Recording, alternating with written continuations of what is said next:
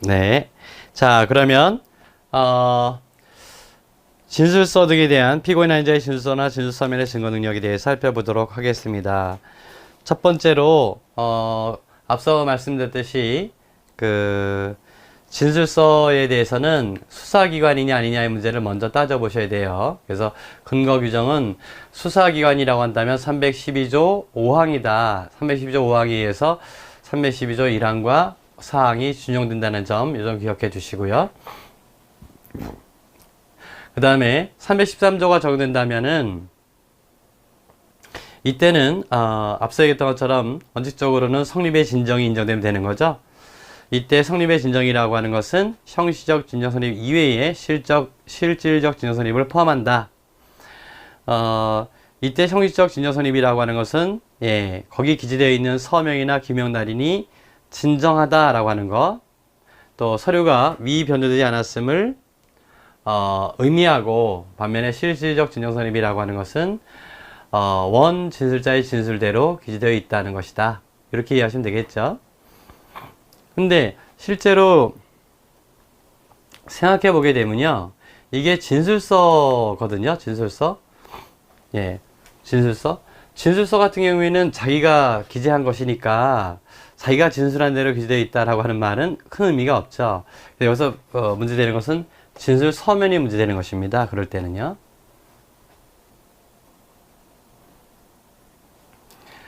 자, 진정 선임의 인정 주체는 누가 될 것이냐 이건데, 진술서라고 한다면 작성자와 진술자가 일치하니까 작성자가 되겠어요. 이때 전문업체 의회 조문은 엄격하게 해석해야 되기 때문에 진정 선임은 공판정 진술에 의해서 이루어져야 하는 것이 원칙이다. 이건 뭐 문제가 안 되겠죠. 그러나 진술서의 작성자가 공판중이나 공판기일에서 성립의 진정을 부인한다면 이때에 대한 보충 규정이 그 2항에 나와 있었던 거죠. 과학적 분석 결과에 기초한 디지털 포렌식 자료 또는 감정 등 객관적인 방법으로 성립의 진정함을 증명할 수 있다. 다만 피고인 아인자가 작성한 진술서의 경우에는 반대 신문의 기회를 줘야 된다는 거 우리가 봤던 거죠. 반면에 진술 서면에 있어서는 작성자와 원 진술자가 다르죠. 따라서 진술 서면에 있어서는 누가 원 진술자 이외의 작성자도 실질적 진정선임을 인정할 수 있는 것이 아니냐 문제되지만, 실질적 진정선임은 진술한 대로 기재되어 있다라고 하는 의미니까 이거는 진술자만이 할 수 있는 것이요. 그래서 통설은 313조 1항의 본문의 작성자는 진술서에 대응되는 것이고, 원 진술자는 진술기재 서면에 대응된다, 이렇게 보는 거죠. 만약에 작성자가 실질적 진술선임을 인정해도 무방하다라고 이렇게 확대 해석하게 되면 법관이 직접 원 진술자의 진술을 음미할 기회를 박탈해서 이른바 직접 심리주의에 반한다, 이런 결론에 이르게 됩니다. 판례 역시 313조 1항 본문의 적용에 있어서 성립의 진정의 인정 주체는 누구라고요? 원 진술자다, 이런 얘기죠. 그 다음에 원 진술자가 피고인이 된 경우 진술 서면의 증거 능력은 어떻게 될 것이냐. 이때 근거 규정은 당연히 역시 나눠볼 수는 있습니다만, 여기서 313조에서 단서를 생각하시면 됩니다. 그래서 313조 1항 본문은 원 진술자인 피고인의 진정 성립을 요구하고 있는 반면에 1항 단서의 경우에는 작성자의 진술에 의한 진성립과 특수상태의 증명을 요구하고 있다. 이래서 지금 문제가 되는 건데, 이에 피고인의 진술을 기재한 서류의 증거 능력 요건이 무엇인지가 문제된다는 거죠. 이에 대해서 학설 대립이 있어요. 그러니까 이게 요 문제 소재를 잘 보시면은 이해하실 만한데, 분명히 본문의 경우에는 성립의 진정만, 그죠? 요 피고인이 진술을 기재한 서면의 경우에 어떻게 할 것이냐, 이 문제였는데요. 성립의 진정만 요구하고 있고, 단서의 경우에는 특신 상태까지 요구하고 있거든요. 그래서 문제가 된다, 이런 얘기예요. 그래서 이거에 대해서 313조 1항 본문과 단서의 관계에 대해서 완화 요건설과 가중 요건설이 나눠져 있는 것입니다. 두 가지.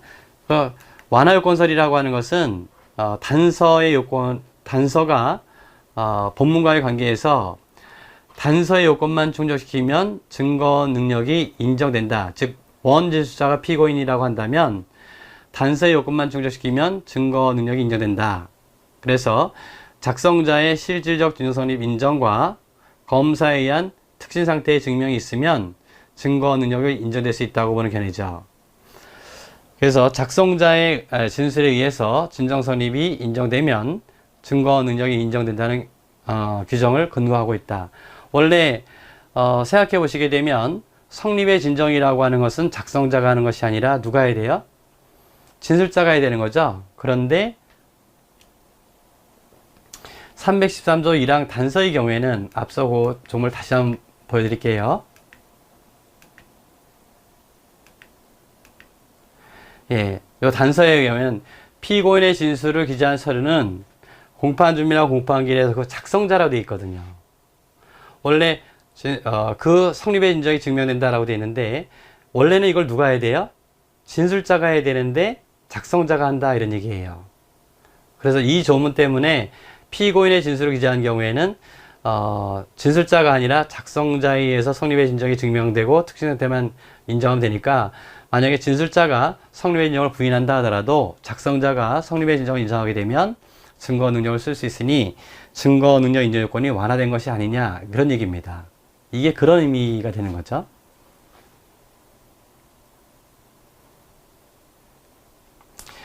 자, 반면에 가중요건설은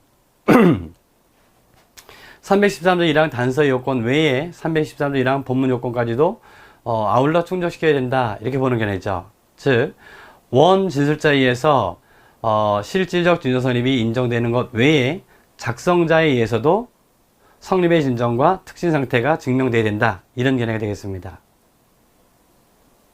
그러니까 피고인의 진술이 기재되어 있다면 그때는 312조 1항과 1항 본문과 단서가 모두 적용이 된다 이런 얘기가 되겠어요. 이런 학설 대립이 있는데 이에 대해서 우리 판례의 태도는 그 대표인 것이 313조 1항 단서에 따라서 공판 준비나 공판 기일에서 작성자가 누구예요? 피해자예요. 피해자의 진술에 의하여 녹음 테이프에 녹음된 피고인의 진술. 이 내용이 어떤 내용이냐면 피고인과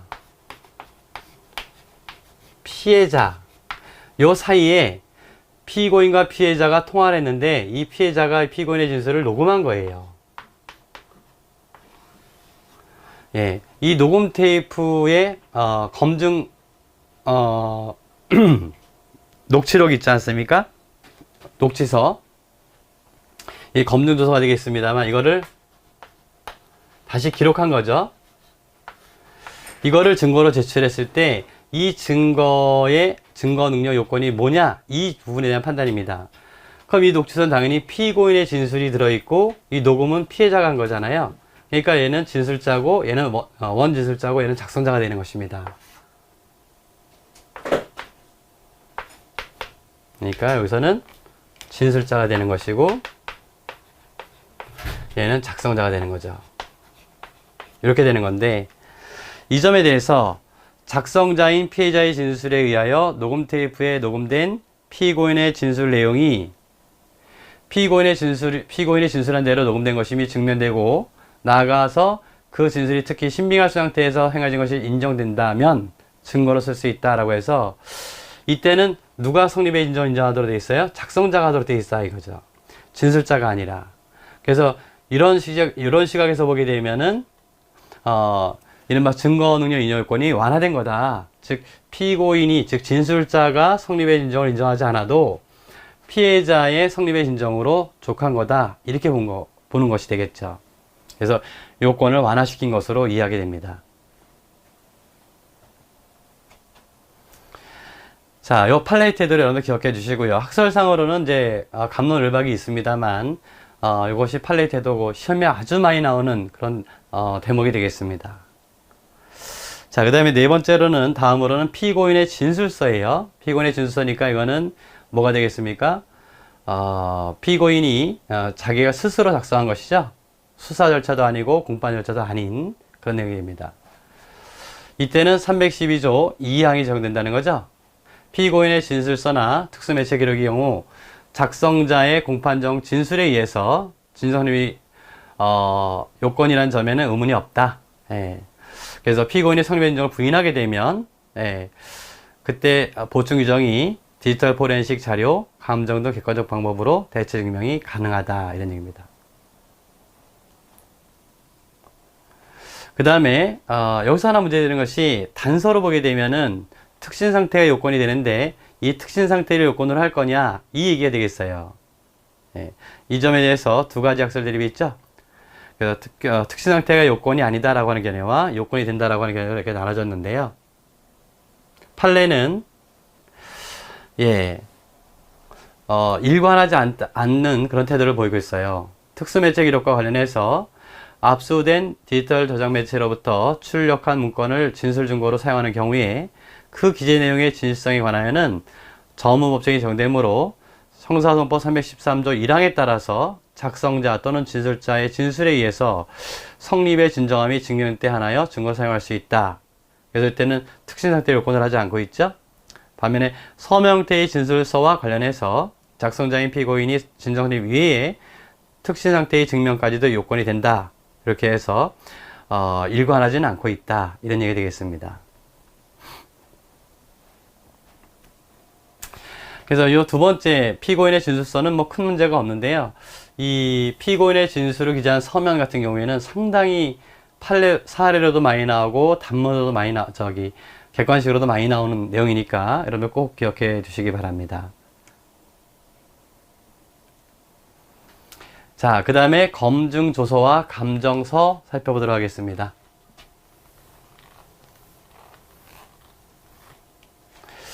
이 검증조서는 이게 조서기 때문에 이거는 312조가 적용되는 거예요. 312조 제6항입니다. 그래서 검증의 결과를 기록한 것이죠. 물론 법원에서 했다면 이건 311조가 적용이 돼요. 반면에 이제 수사 단계에서 했다면 312조 6항이 적용되는 것이죠. 그래서 법원 또는 법관의 검증조서의 경우에는 그 요건이 이 검증서나 검증서를 볼 때는 꼭 기억하실 것이, 사실은 세 가지 검증의 결과를 기록한 부분이 있고요. 그 다음에 검증 당시에 검증 참여자의 진술을 기재한 부분이 있고, 그 다음에 검증의 결과를 뒷받침하기 위한 사진이나 도화가 첨부되는 부분이 있어요. 그래서 검증서 자체의 증거 능력은 얘를 말하는 겁니다. 그리고 그때 진술과 사진 도화의 증거 능력은 별도로 논의를 해줘야 되는 거죠. 그래서 검증조서의 증거 능력이 첫 번째 법원 또는 법관의 검증조서인데요. 이거는 당연히 311조에 의해서 증거 능력이 인정됩니다. 311조에 의해서. 반면에 다른 사건의 검증서라고 한다면 역시 마찬가지로 이거는 311조가 곧바로 적용되지는 않겠죠. 그래서 이거는 어디로 가야 돼요? 310 다른 사건이니까 315조 3호로 가야 되겠죠. 그 다음에 검증조서에 기재된 참여인의 진술조서인데요. 이 부분을 말합니다. 이때는 현장 지시와 현장 진술로 나눠지게 되는데요. 현장 지시와 현장 진술로 나눠지는데, 이 점에 대해서도 여러 가지 학설 대립은 있어요. 현장 지시라고 하는 것은 일반적으로 검증의 대상을 지시하는 진술입니다. 그러니까 실제로 새로운 진술 증거라기보다는 검증의 대상을 지시하는 진술이기 때문에 이거는 검증의 결과와 똑같아요, 일반적으로. 그래서 검증조서와 일체를 이루고 있으므로 검증조서로의 증거 능력이 인정된다는 견해. 이게 이제 일반적이고, 반면에 현장 지시가 법원의 검증 활동의 동기를 설명하는 만약에 비진술 증거로 이용된다라고 한다면 이때는 검증조서와 일체를 이루지만 이 진술 자체가 현장 지시이지만 범죄 사실을 인정하기 위한 진술 증거로 이용할 수 있다면 현장 진술과 같이 취급해야 된다, 이렇게 나눠보는 수성설이라고 하는데 이 뒤에 다시 한번 나오게 될 것입니다. 자, 요런 구별은 조금은 좀 다소 어려울 수도 있어요. 반면에 현장 진술이라고 한다면 이때는 검증에 참여한 자의 진술이 들어있는 거죠. 여기는 피의자도 있을 수 있겠고 피고인도 있을 수 있겠고 참고인도 있을 수 있을 거예요. 그러면 이거는 작성 주체와 진술자가 누구냐에 따라 달라지는 거죠. 예. 자, 따라서 법원 또는 법관 면전에서 진술할 때는 이때는 법원 법관 앞에서 작성한 것이기 때문에 이때는 311조가 그대로 적용됩니다. 또 검증조서에 첨부된 사진이나 도화의 경우에는 어떻게 볼 것이냐. 사실 이것도 이 사진이나 도화가 단지 검증의 결과를 뒷받침하기 위한 것이라고 한다면 검증조서와 일체를 이루는 거예요. 근데 만약에 요 사진 중에서 범행 재현 사진이 있다면 이 범행 재현 사진은 현장 진술과 같이 취급해 줍니다. 그렇지만 결국 법원법관 면전조서라고 한다면 이건 특별한 문제가 없죠. 그래서 그냥 그대로 일체로 봐도 문제가 없겠습니다. 그래서 시험에 나온다면 바로 이 검사나 사경 작성의 검증조서가 되겠어요. 요거는 312조 6항이 적용된다, 이렇게 말씀드렸는데,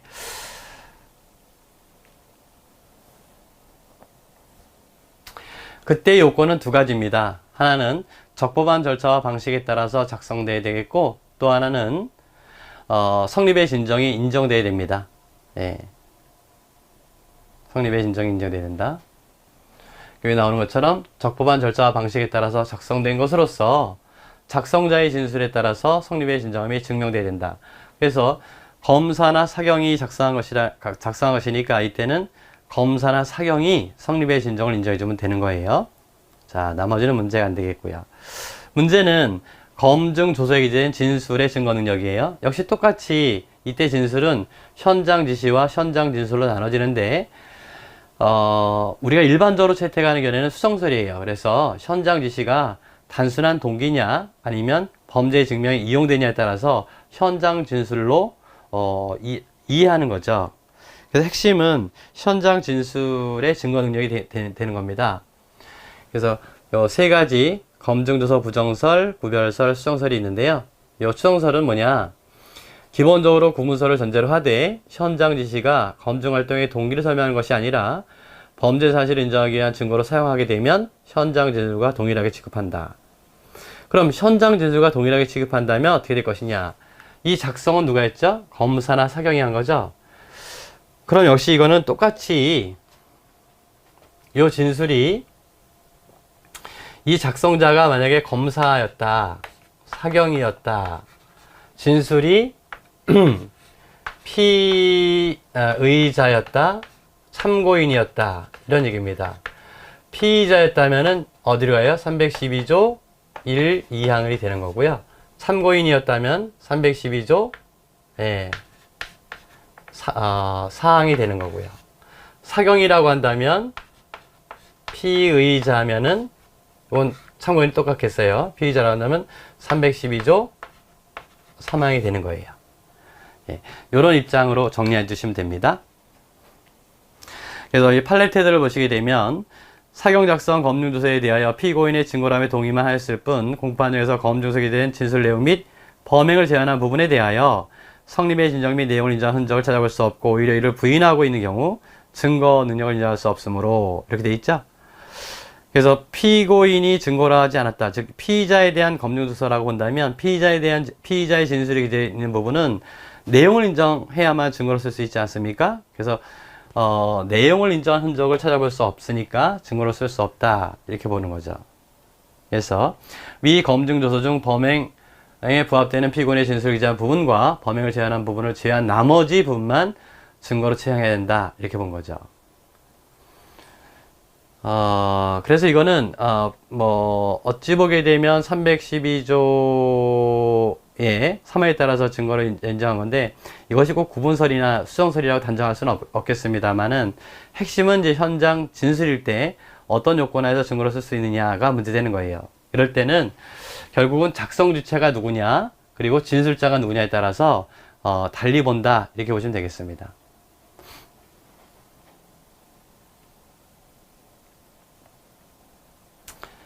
자, 그 다음에 314조를 적용할 수 있느냐 이건데 이건 가능하다고 봐야 되겠죠. 그래서 성립의 인정을 인정할 사람이 누구예요? 여기에 따라 각각 달라지겠습니다만 참고인이라고 한다면 당연히 가능하다고 봐야 되겠죠. 그 다음에 실황조사서도 이 검증조사와 같이 보시면 됩니다. 그래서 우리 판례는 실황조사서 자체의 증거 능력은 인정하지 않아요. 왜 그러냐면은 실황조사서는 영장을 발부받지 않거든요. 그래서 이거는, 검증조서와 유사한 것으로 이해하게 됩니다. 근데 이 검증조서 같은 경우에, 검증영장이 필요한데, 범죄 현장에서의 압수수색 검증에 해당되는 것이거든요. 범죄 현장에서의 검증. 이 범죄 현장에서 압수수색 검증의 경우에는 사후영장을 요하는데, 이 실황조사서의 경우에는 사후영장을 받지 않아요. 그래서 실황조사서 자체의 증거 능력은 쉽게 인정하지 않는데 다만 여기에 첨부된 진술이나 아니면 사진의 증거 능력은 똑같이 판단하게 됩니다. 그래서 이 앞부분은 참고해 주셔도 되겠고요. 대법원은 여기 보시면 사법경찰관 사무치급이 작성한 실황조사서가 사고 발생 직후 사고 장소에서 긴급을 요하여 판사의 영장 없이 시행된 것으로서 216조 제3항에 의한 검증에 따라 작성한 것이라면 사후영장을 받지 않는 한 유죄 적용 삼을 수 없다. 그래서 증거 능력을 부정해요. 그렇지만 실황조사서에 첨부된 참여인의 진술이나 사진의 증거 능력은 원칙적으로 검증조사와 동일하다라고 보면서 사경이 작성한 실황조사에 기재된 피고인의 범행재현 사진, 이 범행재현 사진은 진술과 똑같은 거거든요. 이때는 이거는 사경이 작성한 것이니까 내용을 인정해야 되죠. 따라서 피고인이 모두 부인하고 있다면 증거를 쓸 수가 없다. 이렇게 판시하고 있습니다. 그래서 요거는 312조만 이해하고 있으면 특별히 어려움은 없을 것 같습니다. 자, 마지막으로 313조 제3항 감정서라고 하는데요. 이 감정서라고 하는 것은 감정의 결과를 기재한 서류가 되는 거죠. 감정이라고 하는 것은 전문가가 감정의 대상을 감정하고 전문적인 그 식견에서 감정을 하고 내린 판단, 그죠? 그 결과를 기재한 서류가 되는 것이죠. 자, 이때도 313조 1항과 2항이 적용이 됩니다.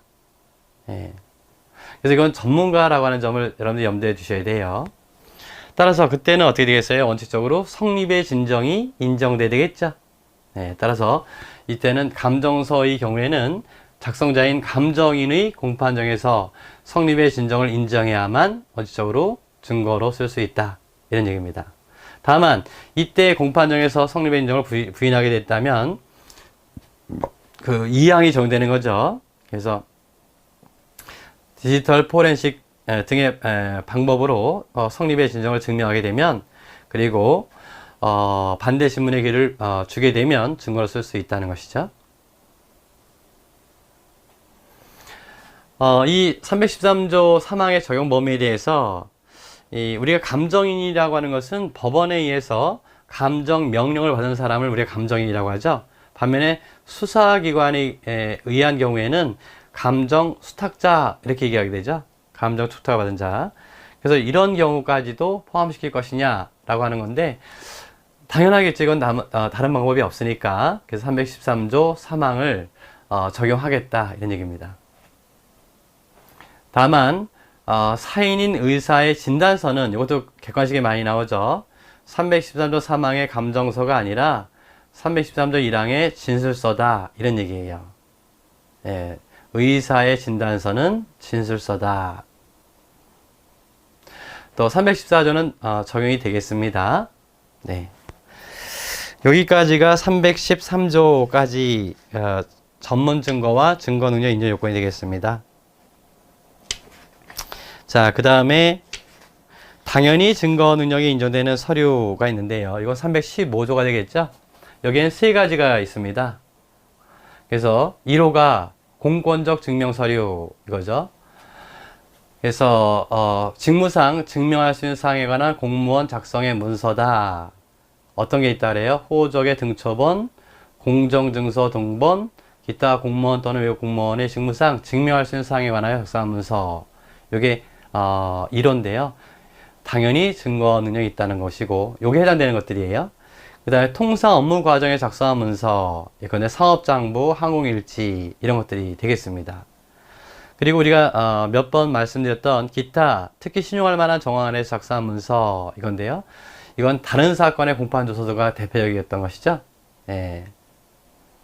다른 피고 사건 공판 조서는 여기에 해당된다 이렇게 봤던 겁니다. 자, 여기까지가 즉 315조까지가 전문 서류예요. 전문 서류. 그래서 진술서와 진술 녹취서 이거를 이제 보게 된 거고, 그 다음에 전문 진술인데요. 이건 어떤 내용이냐면 이런 내용이 됩니다.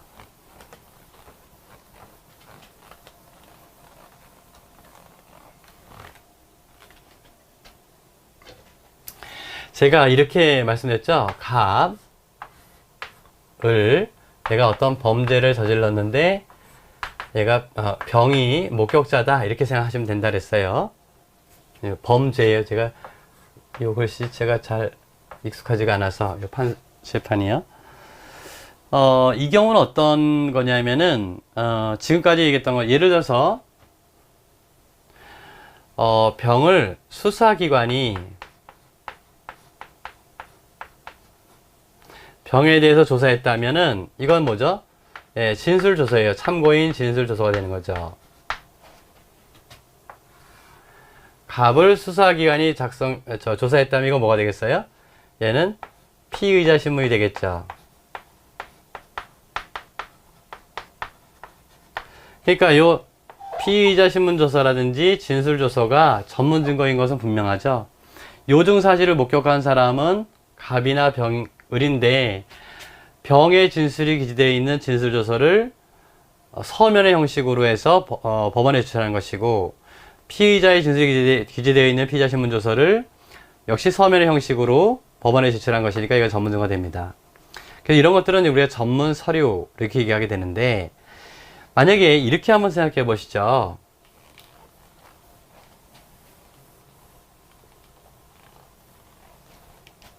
네. 만약에 병이 어떤 범죄를 목격하고, 예컨대 정에게, 이거 친구예요. 정에게 자기가 목격한 사실을 얘기해 줍니다. 내가 오늘 출근하다가 보니까 이런 사건이 벌어졌어 라고 정에게 얘기해 줍니다.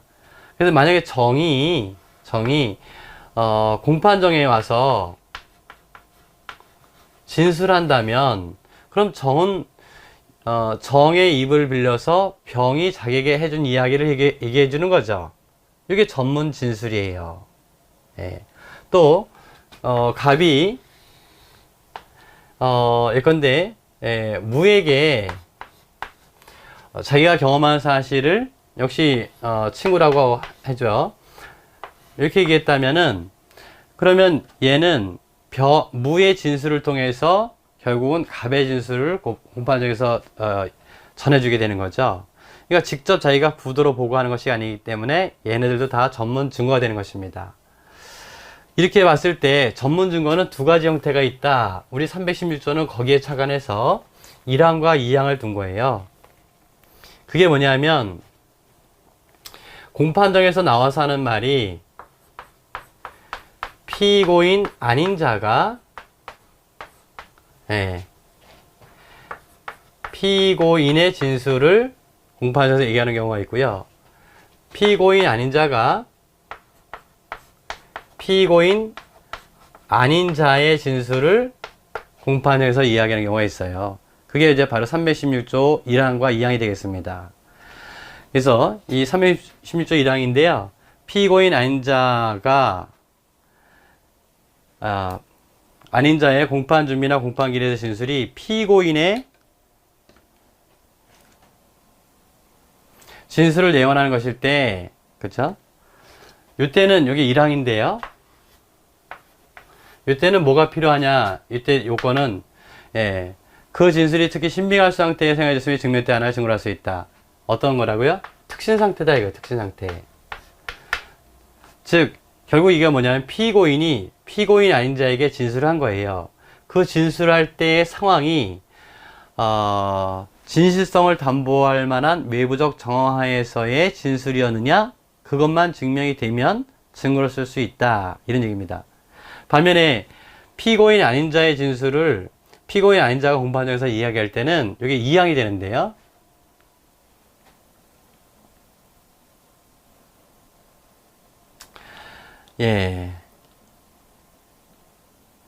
잠깐만요.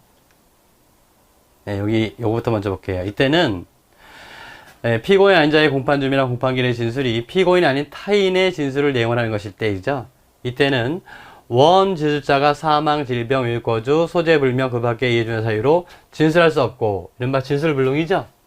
요걸 우리가 필요성이라고 합니다. 필요성, 진술불능이고요. 그리고 특히 그 진술이 신빙할 상태에서 행해졌음이 증명될 때 요거하고 특신상태다 이런 얘기입니다. 그래서 결과적으로 우리 법에 보게 되면 피고인 아닌 자의 진술일 때는 필요성과 즉 진술불능이라고 하는 것과 특신상태를 요건으로 하고 피고인의 진술을 내용을 할 때는 특신상태만 요건으로 한다. 그럼 피고인의 진술을 내용을 할 때 왜 필요성이라는 요건으로 하지 않았을까요? 그건 다른 게 아니라 피고인은 공판장에 나왔기 때문에 진술불능이라고 하는 것을 상정하기 어렵기 때문에 그렇습니다. 이해하셨죠? 요것만 기억하시면 됩니다. 그 앞부분에 요 내용이 나와 있는데요. 판례에 공동피고인도 316조 1항의 피고인에 해당하는가 이거 이제 문제 되는데 요건 객관식으로 많이 나와요. 판례는 316조 2항은 피고인 아닌 자의 공판준비 또는 공판기일에서의 진술이 피고인의 타인의 진술을 내용으로 하는 것인데 진술불능과 특신상태를 요건으로 해서 증거할 수 있다고 규정하고 있고 같은 조 1항에 따르면 피고인 아닌 자에는 여기에는 공소 제기 전에 피고인 아닌 타인을 조사했거나 그 조사에 참여했던 자도 포함된다. 따라서 조사자의 증언의 증거 능력이 인정되기 위해서는 원 진술자가 사망, 질명, 외국 거주, 수재 불명 그 밖에 이런 사유로 인해 출석할 수 없어야 하는 것이라서 원 진술자가 법정에 출석해서 수사기관에서 한 진술을 부인하는 취지로 증언하는 이상 원 진술자의 진술을 내용으로 하는 조사자의 증언은 증거 능력이 없다고 판시한 바 있다. 여기 아주 중요한 내용이 여기 들어가 있는 건데요. 이른바 조사자의 증언이라고 하는 부분이 새롭게 추가된 그런 내용이 됩니다. 즉, 이 피고인 아닌 자에는 누구도 들어간다는 거죠? 조사자도 들어간다 이거죠. 조사자도 들어간다.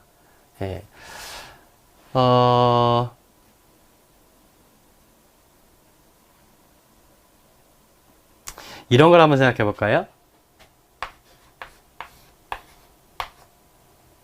좀 전에 얘기했던 것처럼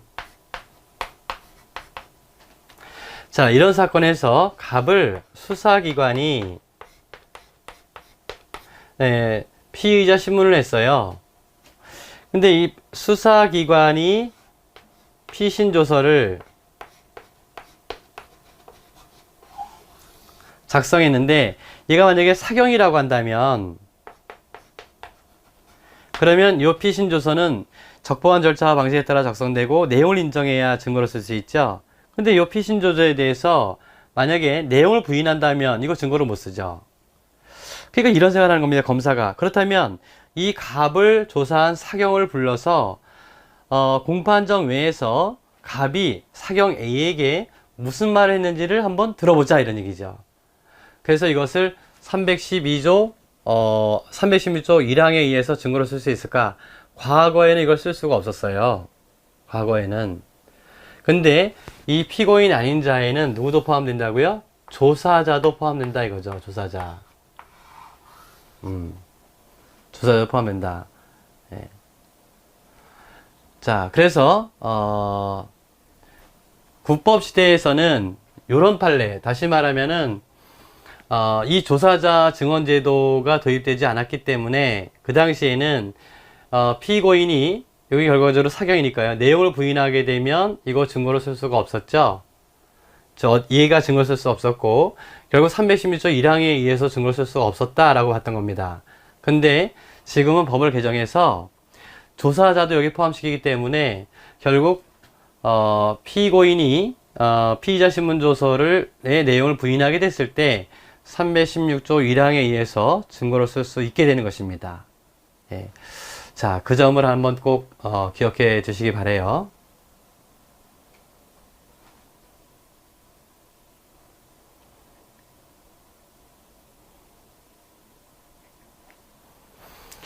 자, 그 다음에 피고인의 전문 진술이라고 하는 것은 어떤 거냐면 이거는 이제 이 규정이 없어요. 이 규정이 없는데 이 규정은 어떤 내용이냐면 세 번째로 피고인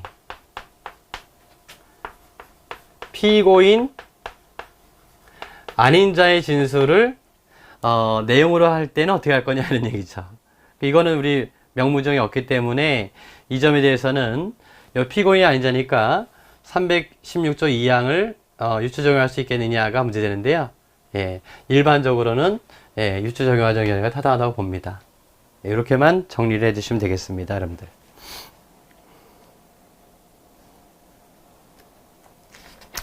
자, 사실 여러분들 우리가 상당히 복잡한 문제를 지금 다루고 있는 겁니다.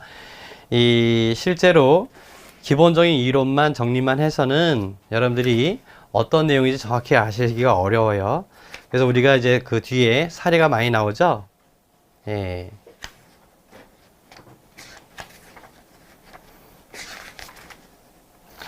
거기 6번 사례도 나오고 그 다음에 7번 사례도 나옵니다. 이거는 제가 다음 시간에 설명해 드릴 거고요. 거기 343페이지에 보시게 되면 전무업칙을 설명하고 전문 진술을 기재한 조서의 증거 능력을 논하시오 이렇게 나와 있는데요. 예. 지금이야 뭐 이런 형태의 시험 문제는 안 나올 겁니다. 그래서 이거는 여러분들 참고만 해보셔도 돼요. 그래서 전문 진술을 기재한 조서의 경우에 그것이 어떤 거냐 해서 이른바 재전문 증거라고 하는 것인데요. 요것만 제가 보완 설명해 드리고 오늘 수업 마치도록 하겠습니다. 재전문 증거라고 하는 대목이 되는데요. 자, 여러분들 6번 사례부터는 제가 다음 시간에 말씀드리고 8번